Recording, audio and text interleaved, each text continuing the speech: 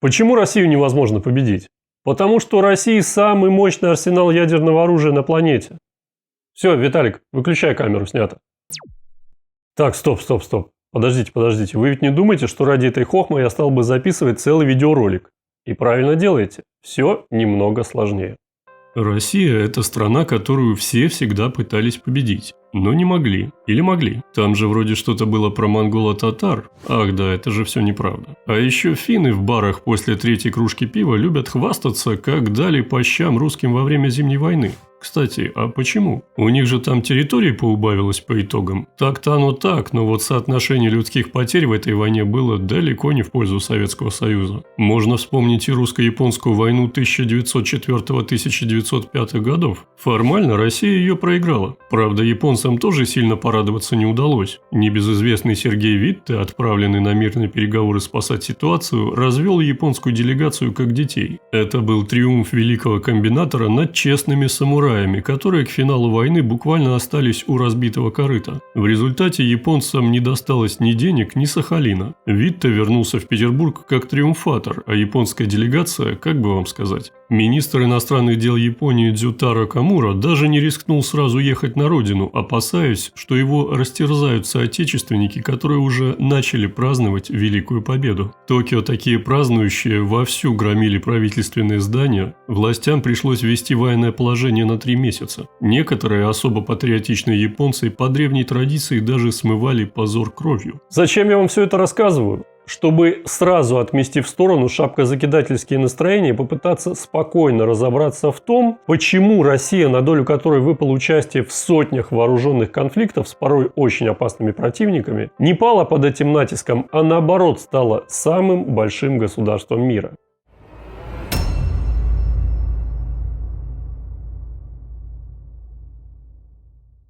Ну что, начали про ядерку, думали ей закончим? Нет. Но прояснить этот момент все-таки необходимо, причем сразу. Просто когда речь заходит о непобедимости России, многие тут же вспоминают о ее ядерном арсенале. Вообще, наша сегодняшняя тема уходит корнями гораздо глубже 20-21 веков, но тут хочешь не хочешь, а придется рассмотреть современный фактор ядерного сдерживания. Удивительная особенность ядерного оружия, при всей его секретности, скрыть реальные масштабы практически невозможно. Это как слон в посудной лавке, как бы ты его ни прятал, а его все равно видно. Есть спутники, разведка, международные инспекции тоже никто не отменял. В общем, все примерно представляют, кто чем обладает. Классический пример того, что шило в мешке не утаишь, это история о том, как СССР стал ядерной державой. После американских бомбардировок Хиросимы и Нагасаки в 1945 году запахло жареным, и советское руководство бросило колоссальные ресурсы на создание собственной бомбы. И было чего бояться, кстати, но подробно на этом останавливаться не будем. Так вот, благодаря работе разведчиков, включая знаменитых Розенбергов и Клауса Фукса, и гению советских физиков во главе с Курчатовым, уже к 1949 году СССР провел первое испытание. Американская монополия продержалась всего 4 года. А вот Израиль представляет собой еще более интересный случай. Страна придерживается политики ядерной неопределенности. Официально они не подтверждают, но и не отрицают наличие у себя ядерного оружия. Однако эксперты оценивают израильский арсенал примерно в 80-90 боеголовок, созданных на ядерном реакторе в Димоне. Такой типичный пример секрета Полишинеля в международных отношениях.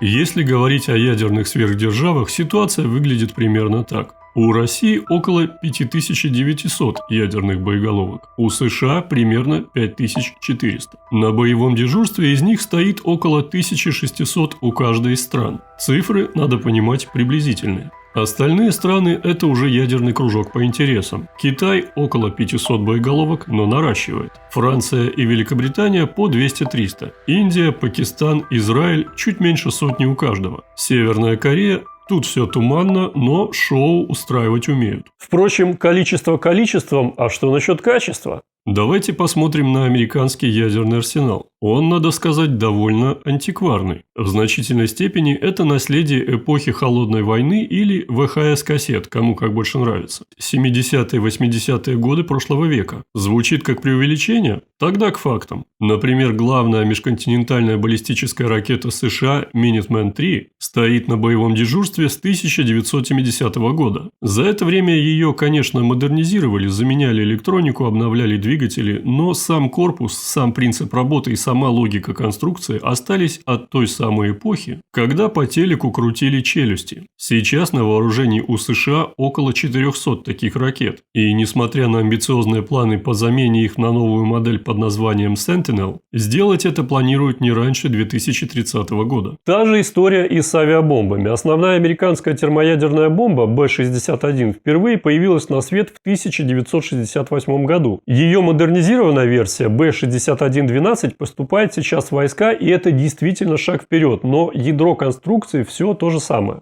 Есть еще и Б-83, бомба помощнее, до 1,2 мегатонны. Ее приняли на вооружение в 1983 году и сейчас собираются списывать как слишком мощную. Что, конечно, звучит особенно забавно на фоне современных российских ракет вроде «Сармата», способного одной залповой волной обнулить целую страну. С подводным компонентом дела обстоят не лучше. Ракеты Trident 2D5, которыми вооружены американские атомные субмарины, были разработаны в 1980-х, а на дежурство поступили в 1990-м. И лодки, с которых они запускаются, те же старенькие «Ohio», служащие с конца 80-х. Планируется, что их заменят новыми субмаринами типа «Columbia», но первая из них появится не раньше середины 2030-х. То есть даже по самым оптимистическим прогнозам еще лет 10 США будут опираться на арсенал, в значительной степени спроектированный тогда, когда в СССР только начали показывать «ну погоди» в цвете.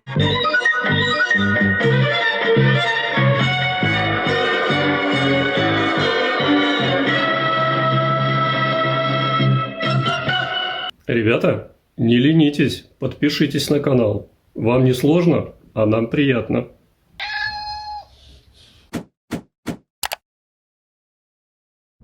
При этом никто не говорит, что США совсем уж забросили свою ядерную триаду. Там идет масштабная программа модернизации, в которую уже вкачали почти $2 триллиона. Это если считать расходы на 30 лет вперед. Но дело движется медленно, бюджеты растут, сроки срываются, подрядчики не торопятся, а в Конгрессе могут неделями спорить о всякой ерунде. В итоге на боевом дежурстве у сверхдержавы с самым большим военным бюджетом в мире стоит оружие, которому в некоторых случаях уже по 50 лет. Россия же в последние десятилетия провела масштабное обновление своих систем ядерного вооружения. Особый интерес представляют новые российские разработки, например, гиперзвуковые комплексы «Авангард». Представьте боеголовку, летящую со скоростью более 20 махов.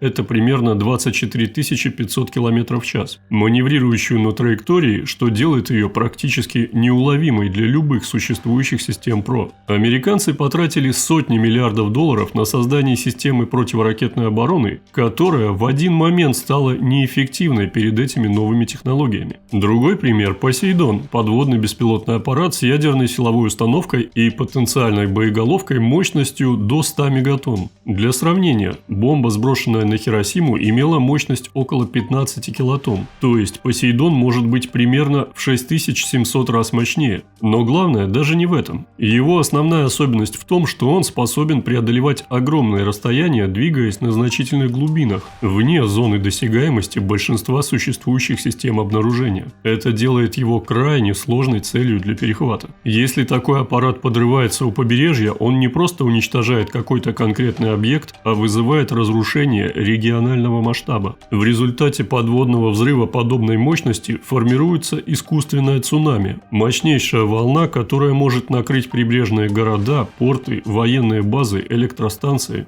Короче, всю инфраструктуру на десятки километров. Кроме прямого механического воздействия остается еще и радиоактивное заражение от той самой воды. По итогу такого бедствия пострадавшие территории превращаются в зону, непригодную для жизни на многие десятилетия.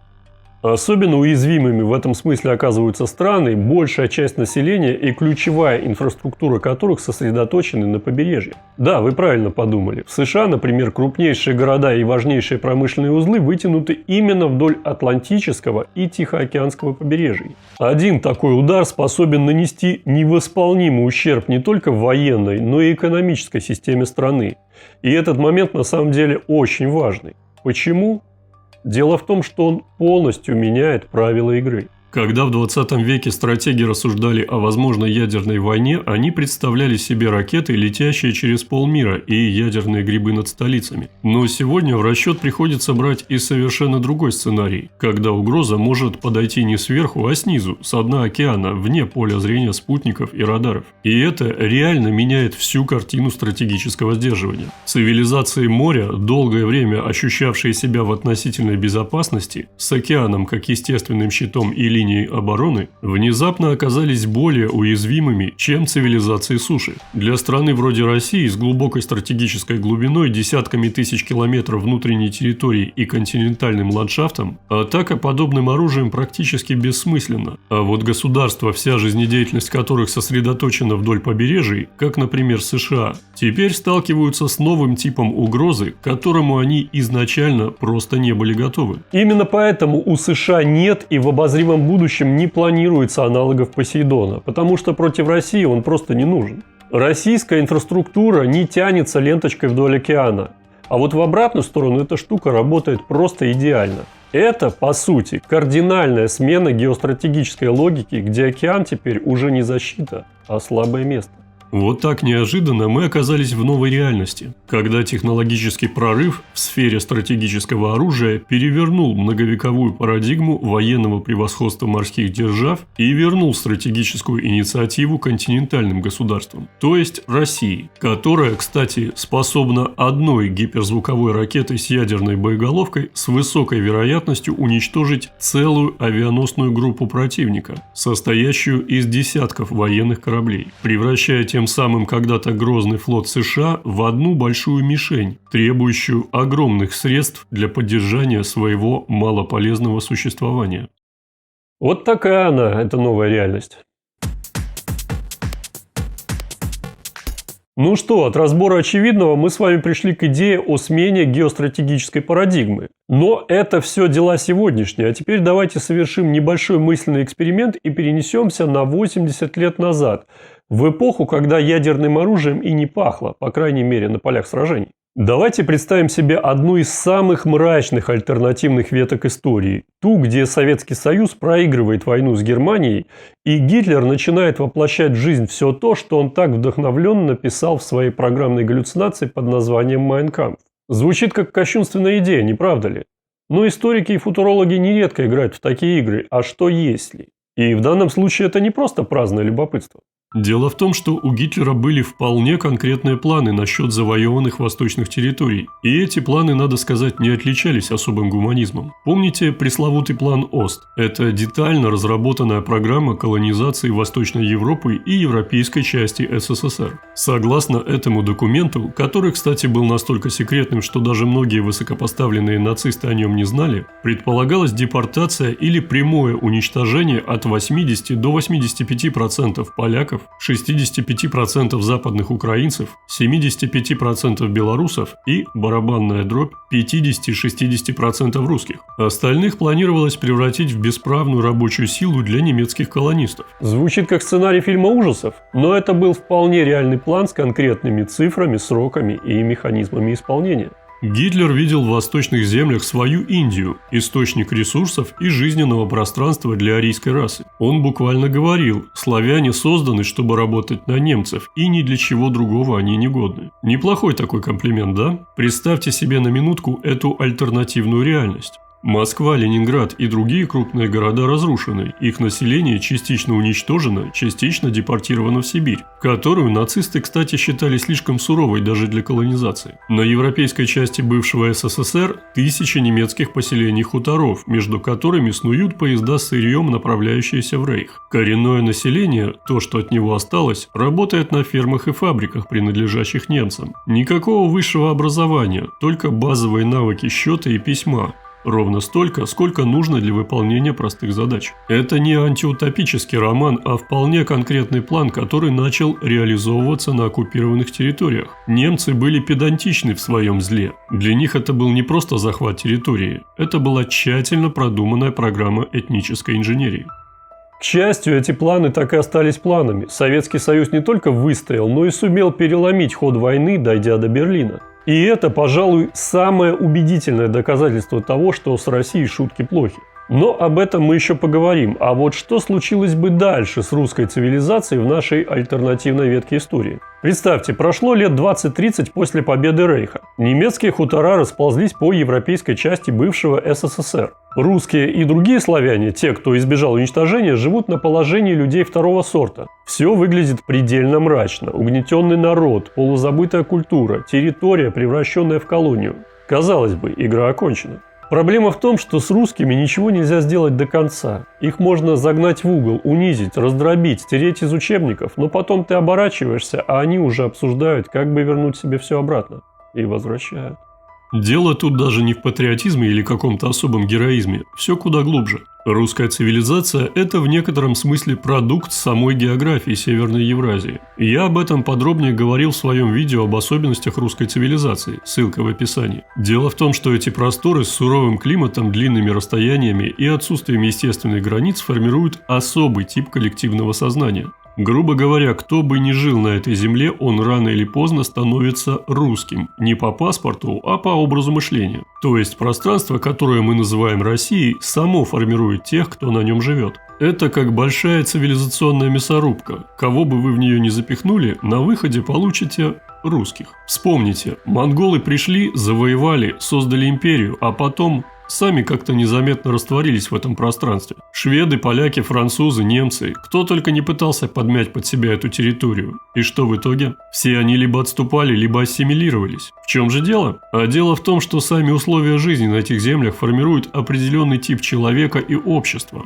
Подчеркиваю, это особые условия. И чтобы выжить здесь, нужны особые навыки и особый менталитет. И немецкие колонисты не стали бы исключением. Через поколение другое они бы начали задаваться вопросом, а почему мы вообще слушаем Берлин? Но дело даже не в этом. Сама по себе русская цивилизация обладает одним удивительным свойством. Ее можно сжать, раздавить, разорвать на части, а она все равно со временем восстановит свою форму. Это как с водой, попробуйте ударить по ней кулаком. Брызги разлетятся, но через секунду поверхность снова станет гладкой, как будто ничего и не было. В этом смысле я бы даже сравнил Россию с морской губкой.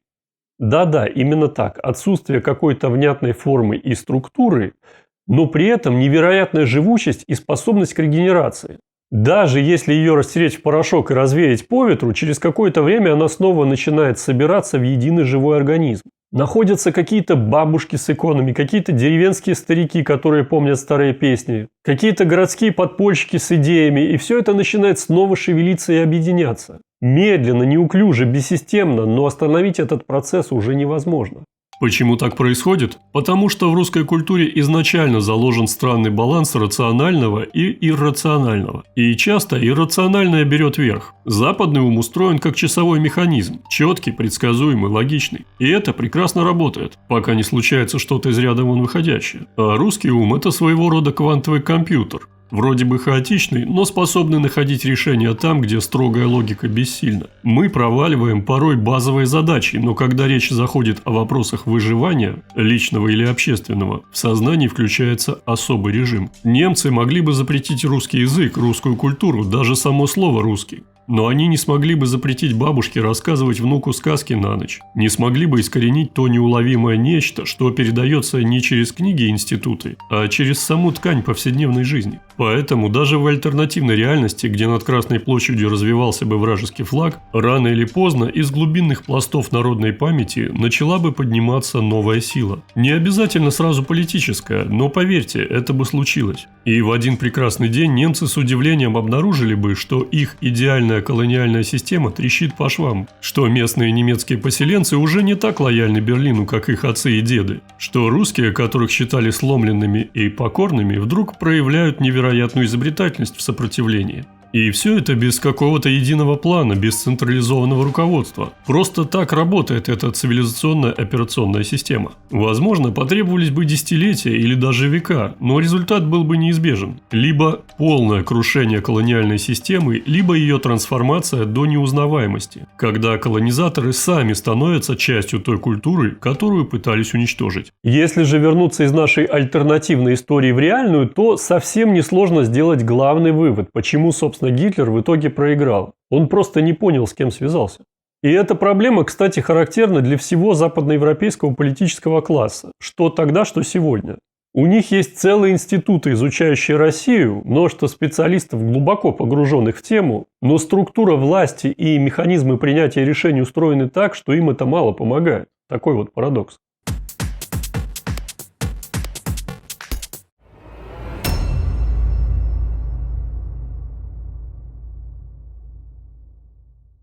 Известно ли вам имя Насим Талеб? Если оно вам ни о чем не говорит, то выражение «черный лебедь», я думаю, слышали многие. Так вот, это автор книги «Черный лебедь» под знаком непредсказуемости. В ней он как раз и вводит понятие черного лебедя, редкого, непредсказуемого события, которое имеет огромные последствия. Но речь пойдет не об этой, а о другой книге Талеба, о книге «Антихрупкость. Как извлечь выгоду из хаоса». Когда я летел домой из своего азиатского путешествия, то, чтобы скоротать время в самолетах, решил послушать эту аудиокнигу. И совсем не пожалел. Главная идея антихрупкости, что помимо хрупких и устойчивых систем существует третий тип – антихрупкие. Это вообще крайне любопытная идея. Вдумайтесь, во многих языках, а может и вообще, не существует такого понятия, как антихрупкость. Вот в русском, например, мы взяли хрупкость, добавили приставку «анти», вот вам и новое слово. Как же так, спросите вы, а прочность – это не та же антихрупкость? В том-то и дело, что нет. По мнению Талеба, антихрупкость – это свойство того, что не просто не ломается, но выигрывает от ударов, стресса, неопределенности. Антихрупкими можно назвать системы, которые не просто выживают в условиях неопределенности, хаоса и стресса, а становятся лучше, сильнее благодаря им. Простейший пример для понимания. Вот несколько объектов и их реакция на деструктивное воздействие. Стеклянная ваза. Она разбивается. Это хрупкий объект. Камень остается неизменным. Это устойчивый объект. И, наконец, мышца. Она только укрепляется от нагрузки. Это пример антихрупкого объекта. Такие примеры можно найти и в экономике, и в биологии, и в психологии, где угодно. Даже в мифологии. Феникс, например, или вообще идеальный пример – Лирнейская гидра. Геракл отрубает ей голову, на ее месте вырастают две. Понимаете уже, к чему я клоню.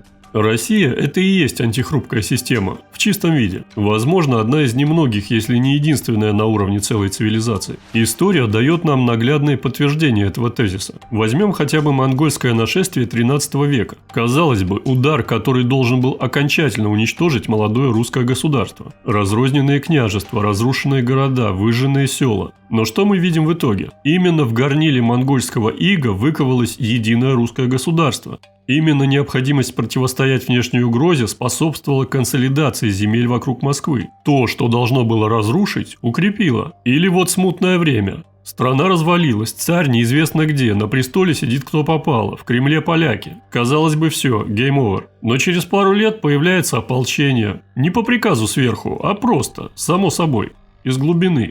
Люди собрались, пошли, выгнали врагов, восстановили государственность. Даже не ту же самую, а новую, более устойчивую. Или 1812 год. Французы входят в Москву. Город горит, логистика нарушена, все находится в подвешенном состоянии. А потом вдруг разворот. И вот уже Наполеон мерзнет на обратном пути, а русская армия марширует по Парижу. 1917 год. Революция, хаос, гражданская война. Все стреляют во всех. Государство, как форма, вообще исчезает. А потом, спустя каких-то 10 лет, индустриализация, космос, танки, авиация, новые города, новые заводы. Из пепла и руин сверхдержава. 1941. Немцы под Москвой. Половина страны в оккупации. Потери чудовищные. И все равно. Снова та же схема. Чем хуже, тем, как ни странно, лучше.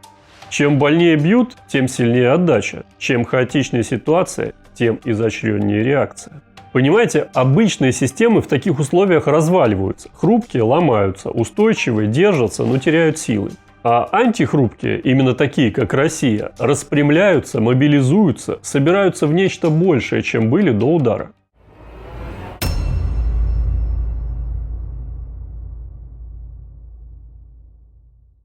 И для полноты картины хотел вам рассказать еще об одном явлении. Слышал об этом уже давно, но все было недосуг найти о нем информацию. Есть такие растения, которые размножаются от огня. Серьезно. Они не боятся лесного пожара. Они его ждут. Это называется пирогенное или пирофильное размножение. Некоторые виды сосен или та же гигантская секвойя именно так и размножаются. У этих деревьев шишки покрыты смолой и раскрываются только под воздействием высоких температур, то есть во время лесного пожара. Только тогда семена попадают на землю, которая уже очищена от подлеска и конкурентов. Идеальные условия для прорастания. Сами эти деревья, заметьте, от пожара не погибают. Огонь, который должен был бы уничтожить, на самом деле запускает жизнь. Вам это ничего не напоминает? Мне еще как.